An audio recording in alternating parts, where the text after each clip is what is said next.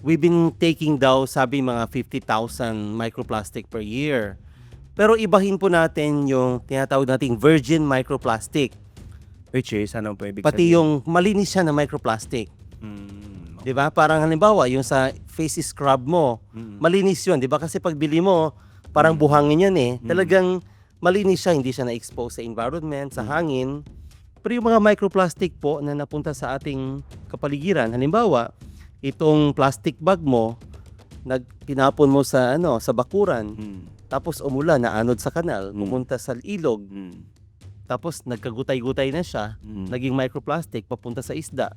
Ay pagpunta niya doon, kumapit yung bakterya doon. 'Di ba? Parang madulas-dulas na yan siya. Tapos kumapit yung mga pestisidyo, kakapit doon yung mga heavy metals, mga mercury.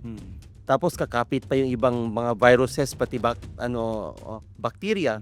So, ang tawag diyan is environmental microplastic. Marumi siya. Maruming. Pero itong mga microplastic na ginagamit natin talaga malinis 'yan. Okay.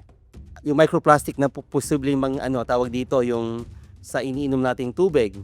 Halimbawa, yung itong bote ng tubig ay nagasgas, magiging microplastic. Malinis 'yon. Okay. Oo. Kaya 'yun, ang ibahin natin yung tawag nating virgin or clean microplastic, pati yung environmental microplastic na marumi. Kasi nga ito ay nasa dagat, nasa ilog, nasa hangin, nasa lupa, na posibleng magdala ng iba-ibang kontaminasyon. Opo, para hindi lang ma-confuse yung kasi Opo, oo. siyempre may na-intake tayo. So Yes. merong microplastic na safe naman. Na safe naman. May plastic lang siya, pero hindi nagpapahiwatig na safe na siya kasi ang plastic itself ay chemical na 'yon. Chemical, opo. Kasi may iba-ibang uri ng plastic, 'di ba? Yung plastic bag, polyethylene ang tawag doon. Okay. Opo. Tapos yung itong plastic bottle, PET naman ang tawag diyan. Polyethylene terephthalate. Tapos yung styrofoam, polystyrene 'yan ang tawag diyan. Tapos yung sa mga yung sa mga Tupperware na 'yan, ang tawag dyan is high density polyethylene or HDPE. So, magkakaiba pa pala may siya, ano? PVC ka pa.